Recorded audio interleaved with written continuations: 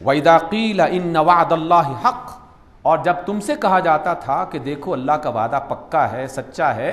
اور اس نے وعدہ کر رکھا ہے کہ ظالموں کو سزا ملے گی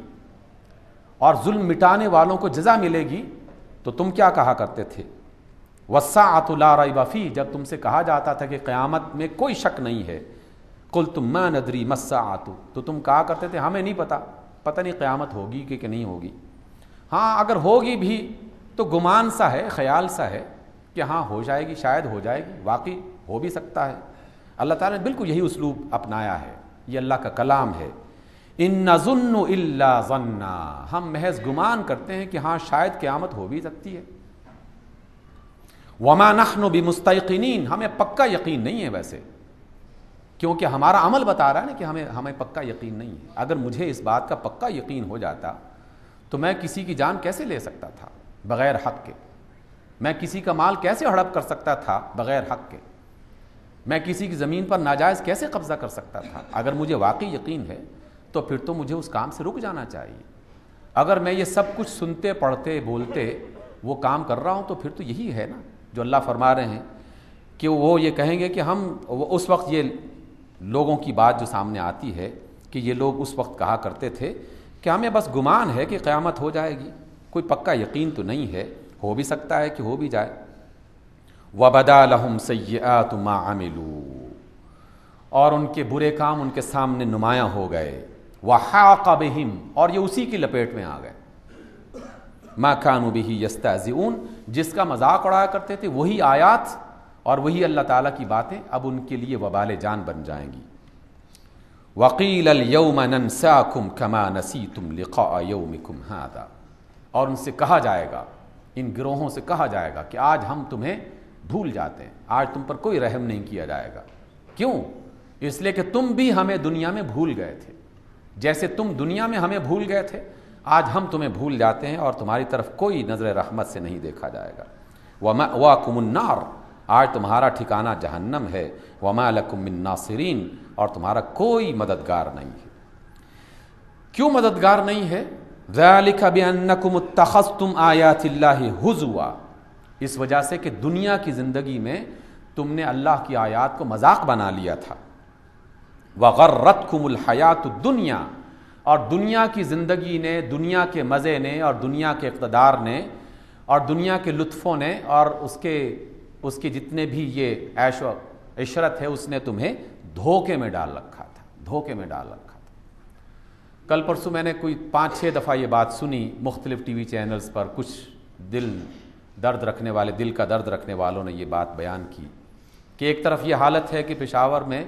کوئی 150 کے قریب 105 کی تعداد تو آ چکی ہے، لیکن بہت ساری انسان ابھی تک ملبے میں دبے ہوئے اور نہ جانے، یعنی ایک طرف کوہرام اور قیامت برپا ہے اور دوسری طرف حکام جو ہیں وہ اسی طریقے سے عیاشی میں مگن ہیں۔ کسی کے دسترخوان میں کوئی ایک چیز بھی کم نہیں ہوئی کہ چلے آج کے ناشتے میں کچھ پھل کم کر دیے جائیں، کچھ پھلوں کے جوسز کم کر دیے جائیں، کچھ مکھن کے پیڑے کم کر دیے جائیں، اور آج کے ڈنر میں کچھ جو ہے وہ اتنا یہ سب کچھ اہتمام نہ کیا جائے کیونکہ ہمارے ملک میں قیامت آ چکی ہے۔ وَغَرَّتْكُمُ الْحَيَاةُ الدُّنْيَا کا معنی اور کیا ہے کہ دنیا کی زندگی نے تمہیں دھوکے میں ڈال رکھا ہے، اس کے سوا اور کوئی معنی نہیں ہے کہ ہم ہر ظلم دیکھتے ہیں، ہر خرابی دیکھتے ہیں، ہر فساد دیکھتے ہیں، لیکن ہمارے طور اطوار میں کوئی تبدیلی نہیں آ رہی۔ تو قیامت کے روز اللہ تعالیٰ انہی لوگوں سے کہیں گے کہ دنیا میں تم ہمیں بھول گئے تھے، آج ہم تمہیں بھول رہے ہیں، کیونکہ دنیا میں جب تمہارے سامنے ہماری آیات پڑھی جاتی تھی تو تم مذاق اڑاتے تھے کہ یہ ملاؤں کا کہنا ہے، پتہ نہیں یہ کس وادی میں رہتے ہیں، انہیں دنیا کے معاملات کا کیا علم، انہیں کیا خبر کہ ہم کتنا کچھ وہاں سے حاصل کر رہے ہیں۔ وَغَرَّتْكُمُ الْحَيَاةُ الدُّنْيَا فَالْيَوْمَ لَا يُخْرَجُونَ مِنْهَا، آج اس جہنم سے تم نکالے نہیں جاؤ گے۔ وَلَا هُمْ يُسْتَعْتَبُونَ، اور نہ ہی انہیں یہ مہلت دی جائے گی کہ اب چلو توبہ طائب کر لو اور استغفار کر کے اپنے گناہوں کی بخشش کروا لو، یہ موقع بھی ختم ہو جائے گا۔ اور آخری بات کہی گئی ہے کہ فَلِلَّهِ الْحَمْدُ رَبِّ السَّمَاوَاتِ وَرَبِّ الْأَرْضِ، اے لوگو جان لو دنیا جتنی بھی فساد کی طرف چلی جائے،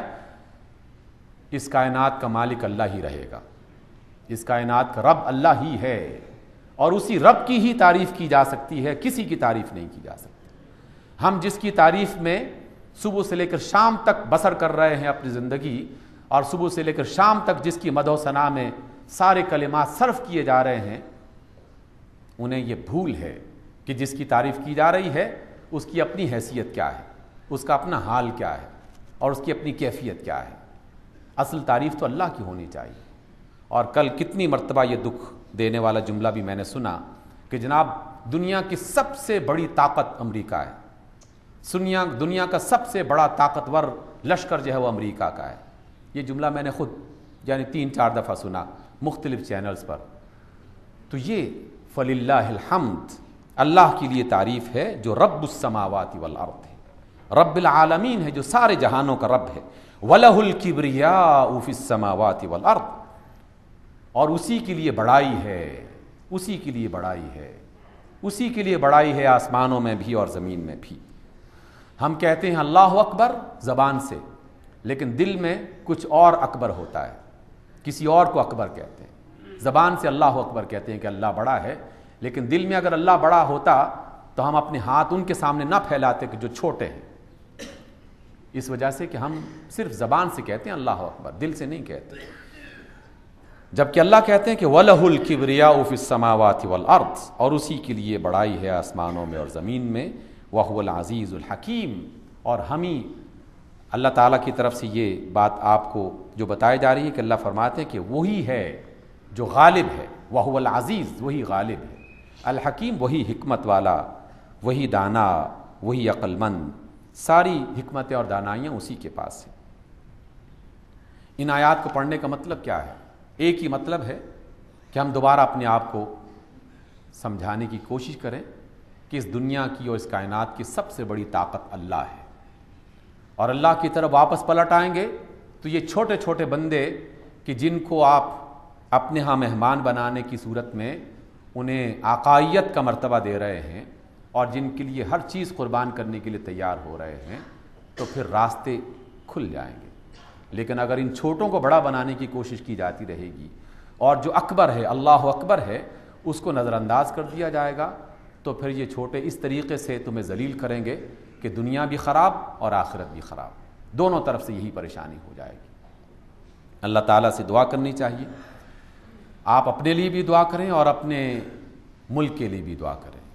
اور اپنے حکمرانوں کے لیے بھی دعا کریں، اور اپنے مذہبی پیشواؤں کے لیے بھی دعا کریں، اور اپنی قیادت کے لیے بھی دعا کریں کہ اللہ تعالیٰ سب کو سیدھا راستہ دکھائے، وہ سیدھا راستہ جس میں عزت اور وقار ہے، جس میں ناموس بھی ہے، اور جس میں اللہ رب العزت کی طرف سے رحمتیں بھی ہیں۔ کیونکہ جب تک ہم اس راستے پر نہیں چلیں گے ہم اس خرابی سے نکل نہیں سکتے، بچ نہیں سکتے۔ اقول قولی ھذا واستغفر اللہ لی ولکم۔